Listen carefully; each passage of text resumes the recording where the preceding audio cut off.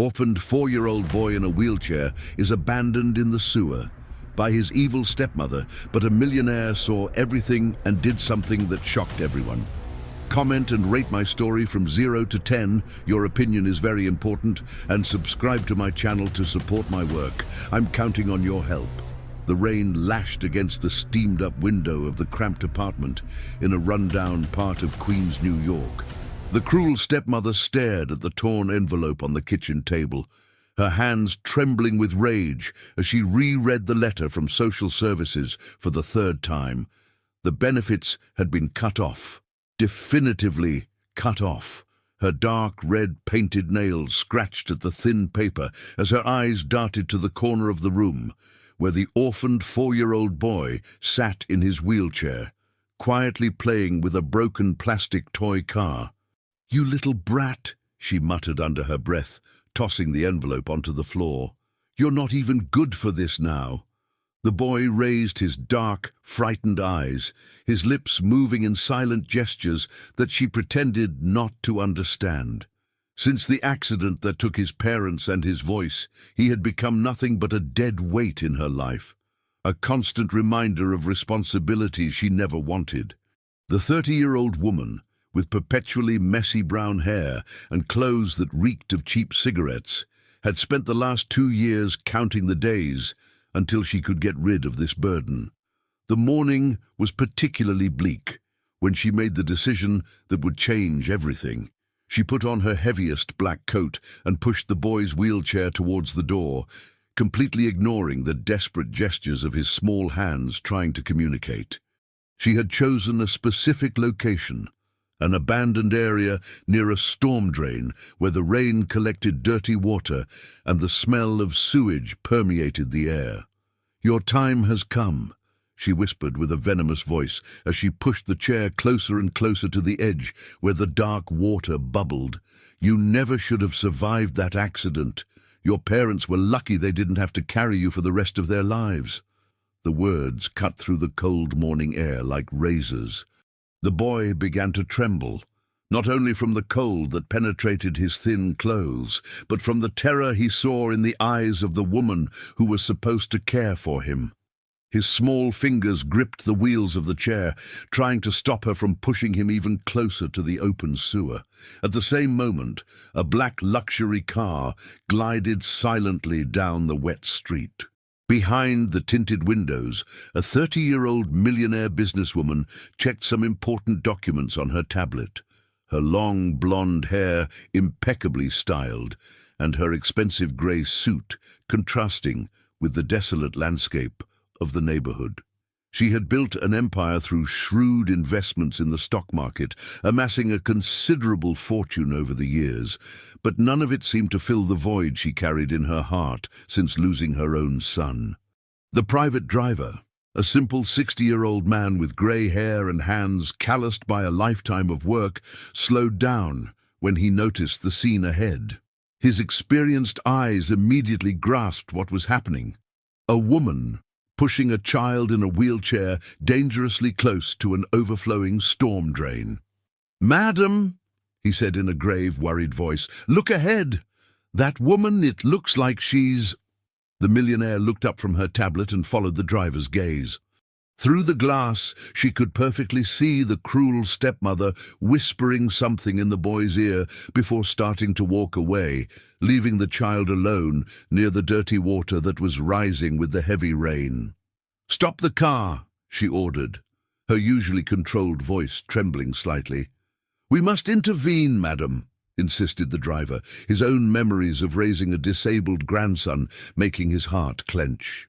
"That child is in danger." The businesswoman hesitated for a moment, her perfectly manicured hands clenching into fists. The sight of that abandoned child awakened painful memories that she had spent years trying to bury. Memories of another boy, another accident, another tragedy that had shattered her life some years ago. Meanwhile, the orphaned boy was desperately trying to maneuver his wheelchair away from the rising water. His small hands slipped on the wheels wet with rain, and silent tears streamed down his face as he looked around for the stepmother who had already disappeared among the dilapidated buildings of the neighborhood. The rain increased in intensity, creating small waves in the dirty water of the storm drain. The deafening noise of the downpour muffled the boy's silent sobs, who began to rock his body back and forth in despair, a gesture he had developed whenever he felt completely alone and terrified. The millionaire watched everything through the glass, her breathing becoming faster as she fought against her own internal demons. Part of her wanted to order the driver to keep going, not to get involved in problems that were not theirs. But another part, a part that had remained dormant since her own tragedy, began to awaken with overwhelming force. "Madam," murmured the driver once more, "we can't just—" Before he could finish the sentence, the car door opened with a decisive click. The rain hit the millionaire's face the moment she stepped onto the wet sidewalk, her designer shoes clacking against the cracked concrete as she walked towards the abandoned boy who represented much more than she was prepared to face. The businesswoman approached the boy slowly, her expensive clothes soaking quickly in the torrential rain. When she knelt beside the wheelchair, she could see up close the child's frightened face, his large, dark eyes shining with tears that mixed with the raindrops. The boy looked at her with an expression of absolute terror, shrinking further into his chair as if expecting to be pushed definitively into the sewer. "It's okay," she whispered, reaching out carefully. "I'm not going to hurt you." The boy tried to speak, his lips moving desperately, but no sound came out of his throat. His small arms trembled as he made frantic gestures with his hands, trying to communicate somehow. The millionaire realized immediately that he couldn't speak, a discovery that made her heart clench even more. "My God," she murmured, "you can't speak, can you?" The driver approached with a large umbrella, shielding them both from the heavy rain. "Madam, we need to get him out of here. The water is rising quickly." Without hesitating any longer, the businesswoman picked up the boy, surprised at how light and fragile he was. The wheelchair was folded and placed in the trunk of the luxury car. Throughout the drive to the millionaire's mansion, located in an upscale neighborhood of the city, the boy remained in absolute silence, nervously observing the opulent interior of the vehicle. The businesswoman's property was a true modern palace, with perfectly manicured gardens and an imposing facade that reflected her accumulated wealth through years of successful investments. She had diversified her assets, keeping part of her wealth in gold and even some applications in cryptocurrencies, a strategy that exponentially multiplied her profits. In the early days, adaptation was extremely difficult. The boy hid in any dark corner he could find, refusing to eat or interact in any way. The millionaire hired a private nurse, but the child showed absolute panic whenever a stranger approached. During the nights, she could hear muffled sobs coming from the room she had prepared for him, a sound that broke her heart and reminded her of her own lost son. The situation became drastically complicated when neighbors from the boy's old neighborhood began to seek information about his whereabouts. The cruel stepmother had spread a completely distorted version of the facts, telling anyone who would listen that the orphaned boy was violent and dangerous, that he had attacked other children in the neighborhood, and that he posed a threat to any family that tried to care for him. "He's a monster," she told the curious neighbors. "He broke the arm of a child from the next building just because she looked at him. You have no idea how relieved I felt when he finally got away from normal people." These lies spread quickly through the poor neighborhood, creating a terrible reputation for the boy before anyone could truly know him. When some residents of the area discovered where he was living, they anonymously called the police, reporting that a dangerous child had been kidnapped by a rich woman. The millionaire began to live a true emotional nightmare. During the day, she tried to care for a traumatized child who could not communicate and who showed terror of practically everything around him. During the night, she was haunted by memories of her own son, a 4-year-old boy whom she had lost in similar circumstances years ago, in an accident that still tormented her daily. The orphaned boy seemed to feel this emotional pain of hers, and in the rare moments when he felt safe, he cautiously approached and gently touched her hand, as if wanting to offer some kind of comfort. These simple gestures awakened in her a storm of contradictory emotions: maternal love, deep guilt, and a terrible fear of becoming attached again to a child she could lose. 3 weeks after the rescue, the cruel stepmother appeared at the door of the mansion. She had discovered through neighborhood gossip where the boy was, and arrived with a completely different posture from the woman who had abandoned him near the sewer. She wore her best clothes, had done her hair, and practiced an expression of maternal concern that did not fool anyone with a minimum of perception. "I came to get my boy," she said in a honeyed voice to the intercom. "I've been desperately looking for him for weeks. Someone told me that a kind lady found him and is taking care of him." The millionaire, watching through the security cameras, felt a fury grow in her chest. She immediately recognized the woman who had abandoned the child, and her presence there meant only one thing: blackmail. "I know you have a lot of money," continued the stepmother when they were finally authorized to talk in person, "and I also know you've developed a fondness for him. It would be a shame if I had to sue you for kidnapping, wouldn't it?" The businesswoman maintained her exterior calm, but internally calculated all the legal implications of the situation. She had rescued an abandoned child, but technically had no legal rights over him. The stepmother, however cruel, was still considered officially responsible for the boy. "How much do you want?" asked the millionaire directly, her business experience teaching her that people like that always had a price. 200,000, replied the stepmother without hesitation, revealing that she had planned this moment carefully. "In cash, and you will never see that boy again."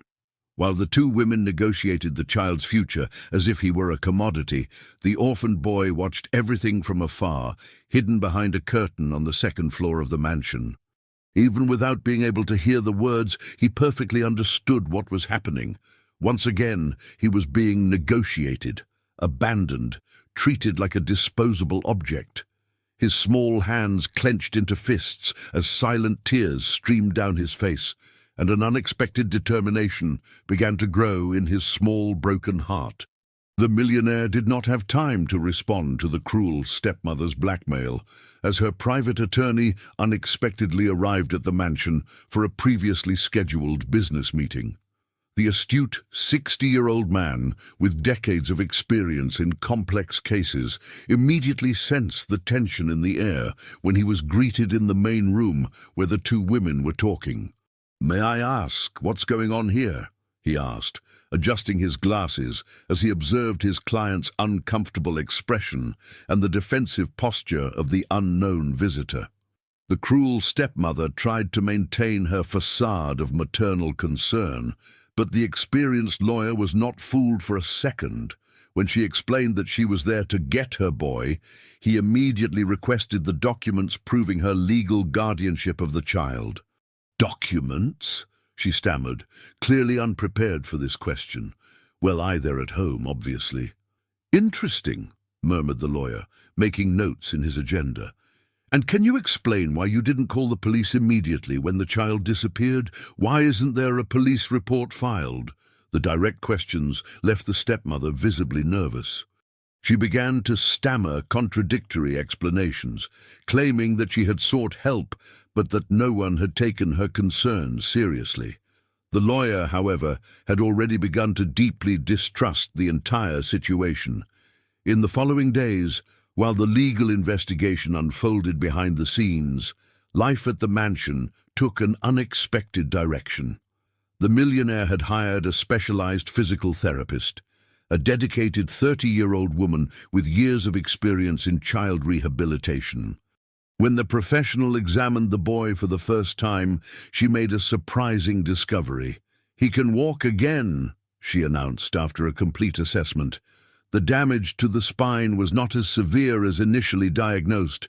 With intensive physical therapy and proper treatment, there is a real possibility of full recovery.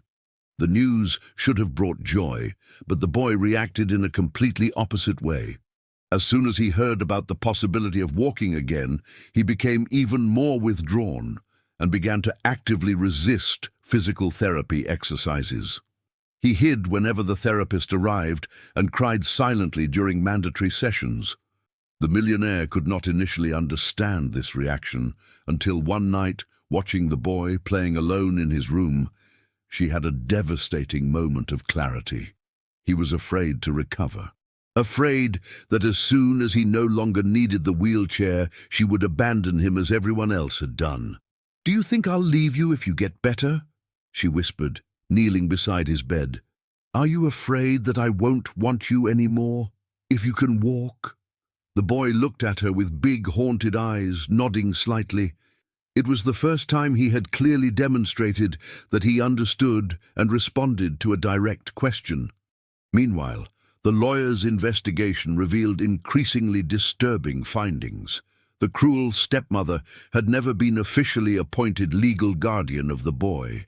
After the tragedy that killed the child's parents, she had simply taken care of him without any formal adoption or guardianship process.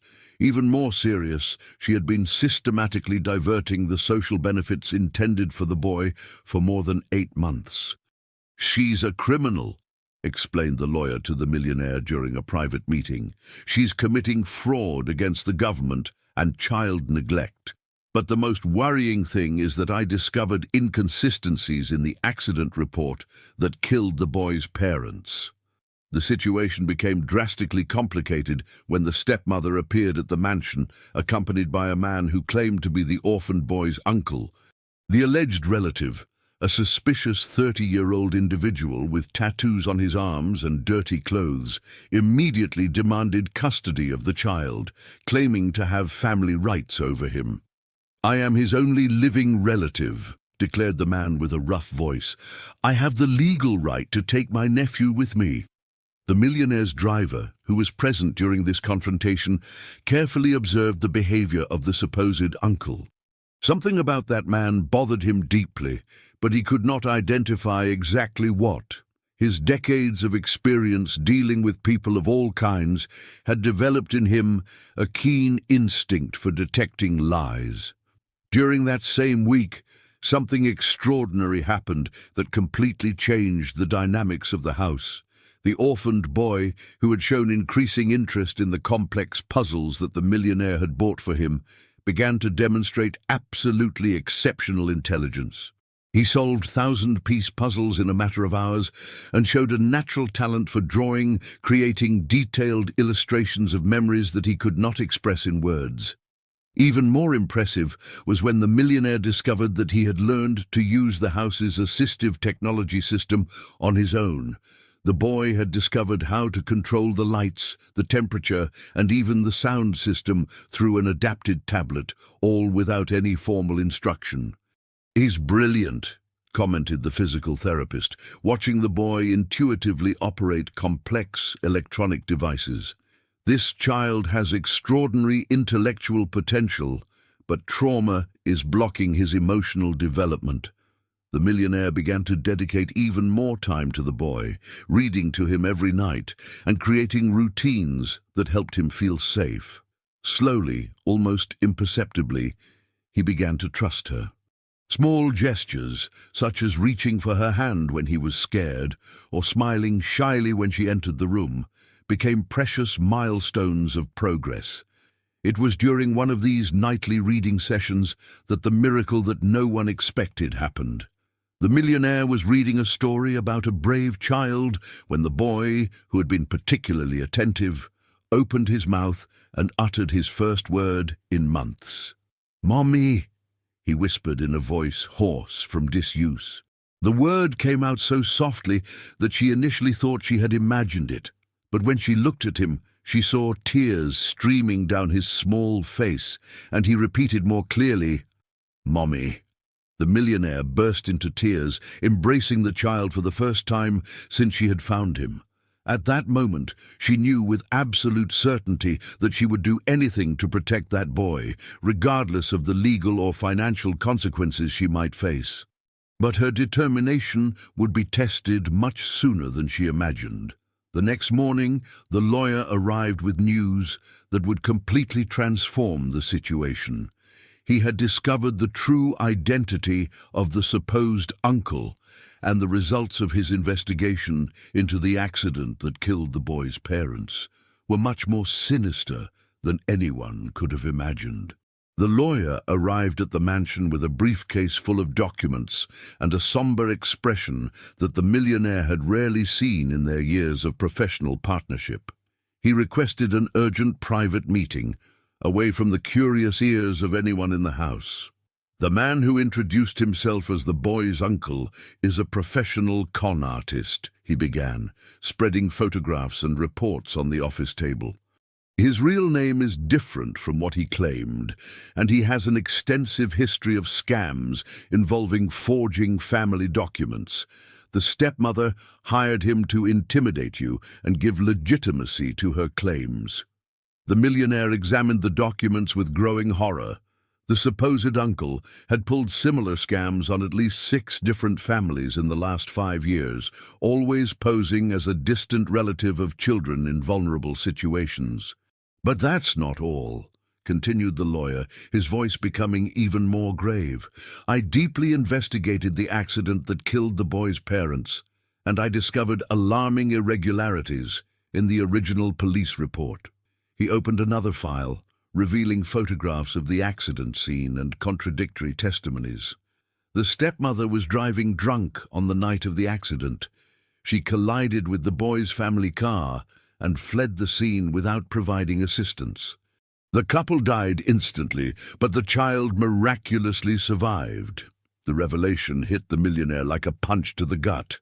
The woman who had abandoned the boy near the storm drain was the same person responsible for the tragedy that destroyed his family and left him orphaned and traumatized. "How wasn't she arrested?" asked the businesswoman, her voice trembling with indignation.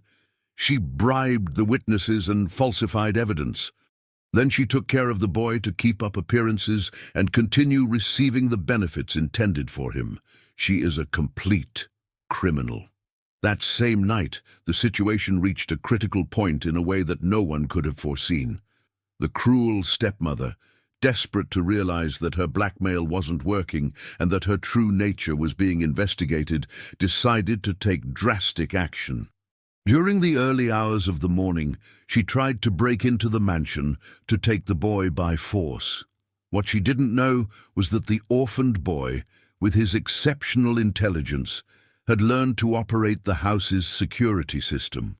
When he heard strange noises in the garden, he silently manipulated the assistive technology tablet that he always kept near his bed and activated all the alarms on the property. The sirens instantly awakened the entire house. The millionaire ran to the boy's room and found him trembling but determined, holding firmly the device he had used to protect himself and her. The mansion's security detained the stepmother still in the garden, and her presence there, along with the burglary tools she was carrying, constituted irrefutable evidence of her criminal intentions.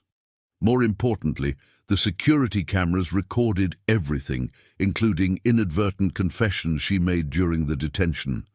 "I should have finished the job that night," she shouted at the security guards, not realizing she was being recorded. "That damn brat survived the accident I caused, and now he's ruining my life." The millionaire's driver, who had arrived quickly after being alerted to the invasion, witnessed this confession with an expression of shocking recognition. When the situation calmed down, he asked to speak privately with his boss. "Madam," he said with a choked voice, "I need to confess something I've been carrying for months. I knew that boy's family." The revelation left the millionaire completely stunned.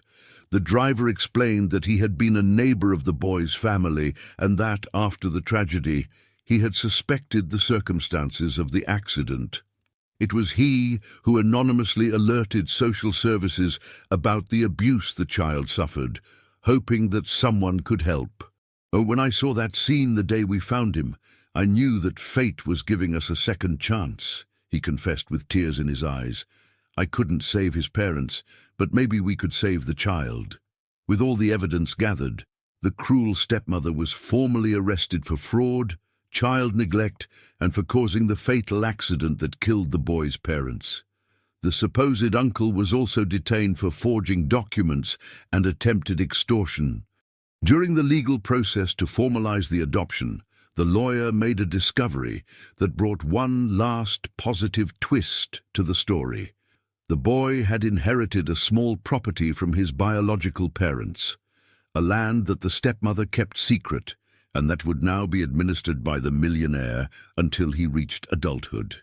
"It's a modest property," explained the lawyer, "but when he turns 18, it will represent a solid financial foundation to begin his adult life." The boy's healing process was gradual but constant.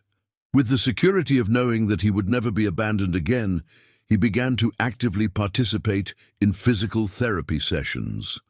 The dedicated physical therapist worked tirelessly with him, and after 8 months of intensive treatment, he took his first hesitant steps. The millionaire was present at that historic moment, holding his small hands as he walked slowly across the physical therapy room. Tears of joy streamed down both faces when he managed to cross the entire distance to her without the help of the wheelchair. "Mommy," he said clearly, his voice now strong and confident, "I did it." But the greatest victory came a few months later, during a quiet afternoon when they were together in the mansion's garden. The boy, now walking normally and speaking with increasing fluency, approached her with a serious and mature expression that was surprising in such a young child. "Thank you, Mommy," he said, using the words he had been practicing secretly. "Thank you for not leaving me when I needed you most." The millionaire hugged him, realizing that by saving that child, she had actually saved herself. The void she had carried since the loss of her own son had been filled not by replacement, but by the discovery that her heart was big enough to love again. A year after the rescue, they formed a real family. The boy attended a special school where his exceptional intelligence was recognized and nurtured.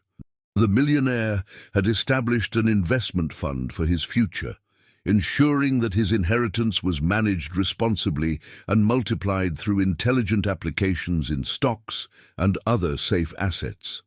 The driver had officially become the boy's adoptive grandfather, a loving father figure who completed the unconventional family they had formed. Together, they created a routine full of love, learning, and hope. At school, the boy stood out not only academically, but also for his ability to help other children who were going through difficulties. His own experience of suffering and overcoming had made him empathetic and mature beyond his age. The story that began with abandonment and despair had been transformed into a testament to how true love can heal the deepest wounds and create hope where before there was only pain. The orphaned boy, who had been left to die near a storm drain now, had a bright future ahead, surrounded by people who loved him unconditionally and who would never abandon him, no matter what challenges life might present. If you liked this wonderful story, please comment and rate it from 0 to 10. Your opinion is very important, and if you love beautiful stories, subscribe to my channel. I promise to make your day better with my videos.